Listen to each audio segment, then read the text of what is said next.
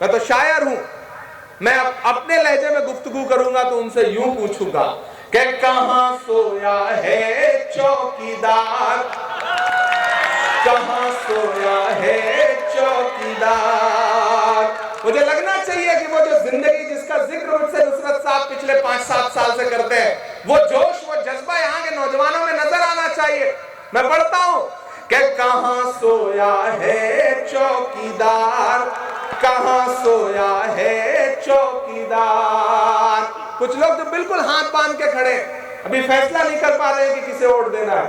मैं उनसे भी कह रहा हूं कि मेरी तरफ मुखातिब होइए, मुझे सुनिए, फिर फैसला करिए कि कहां सोया है चौकीदार, कहां सोया है चौकीदार।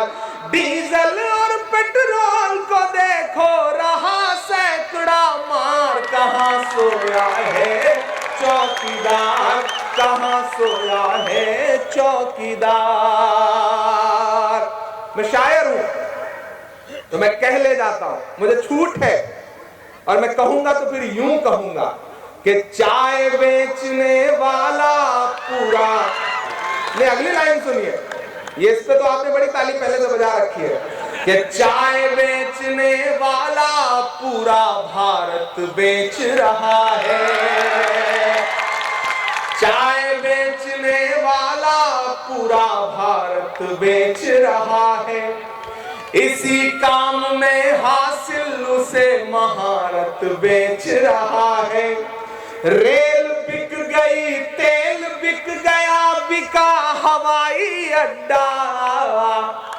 रेल बिक गई, तेल बिक गया, बिका हवाई अड्डा।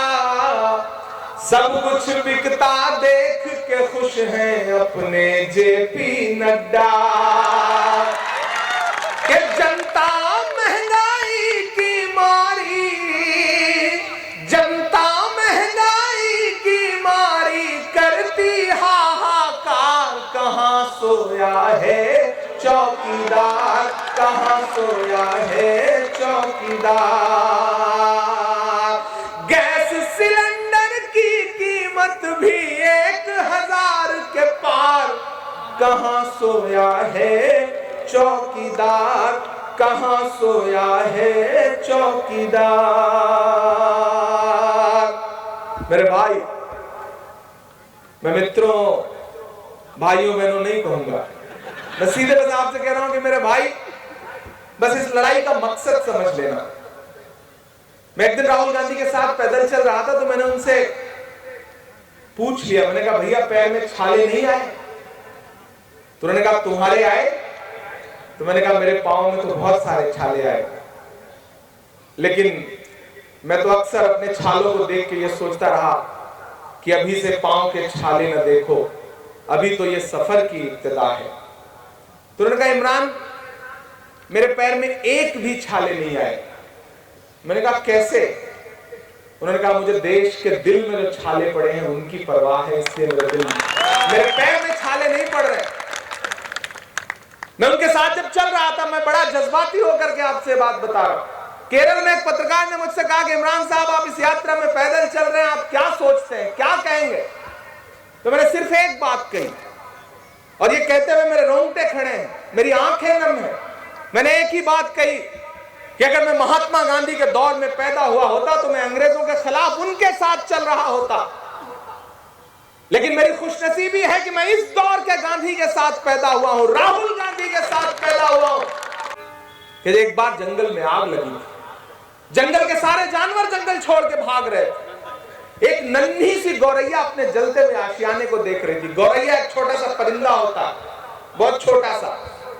जैसे आज मुल्क में नफरत की आग लगी, ऐसे ही जंगल में आग लगी थी, भयानक आग।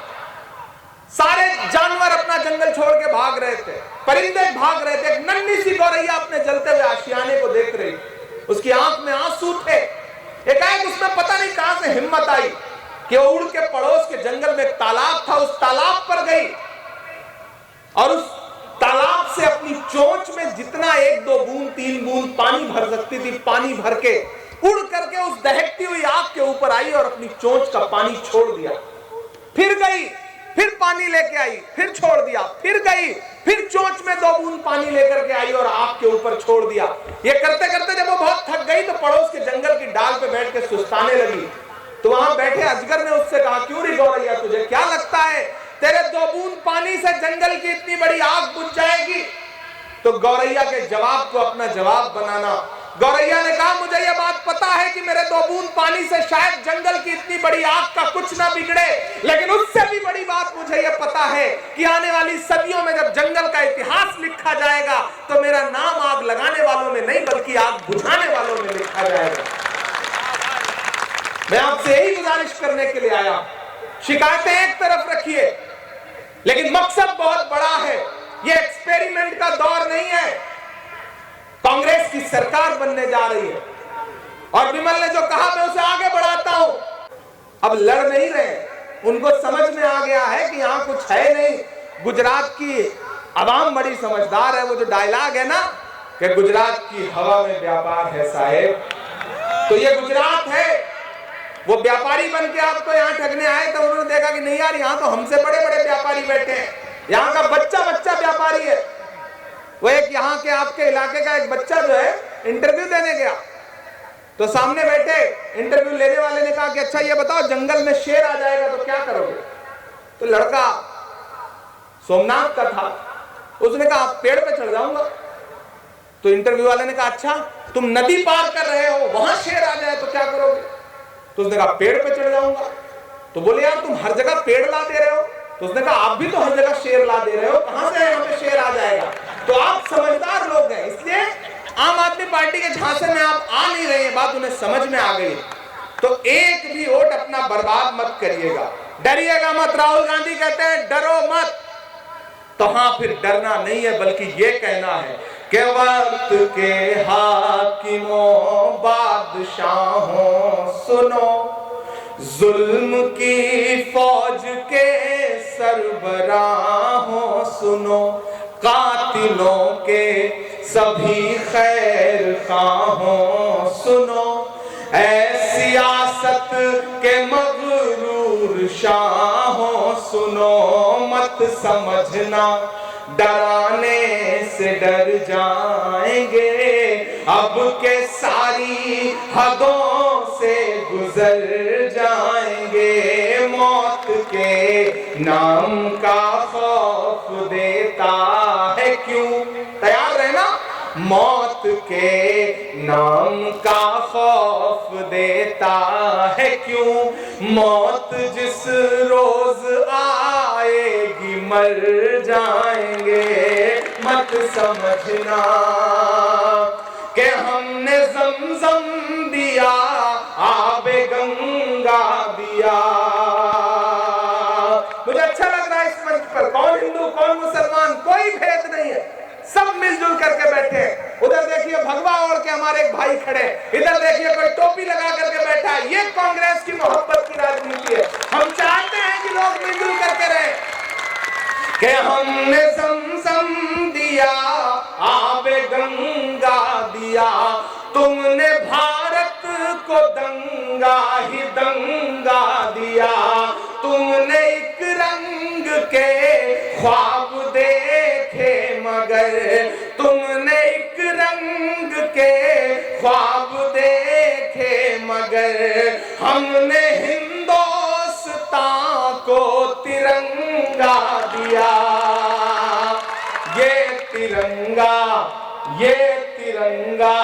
बदन पर लपेटे हुए, ये तिरंगा बदन पर लपेटे हुए, एक दिन इस जमीन में उतर जाएंगे, मत समझना। और जिन्हें ये लग रहा है कि वो साजिशें करके अपने विमल को हरा देंगे, मैं तो उनसे बस आखिर में इतना कह रहा हूं, ये जो 3 मिनट बचे हैं इसमें, कि दायरे में सिमट के आएगा, जहां है जैसे है।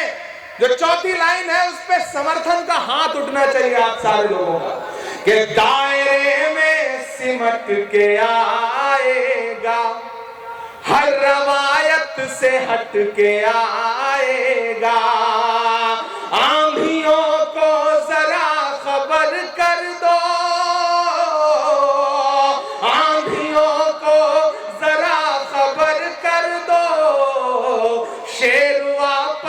पलट के आएगा, शेर वापस पलट के आएगा।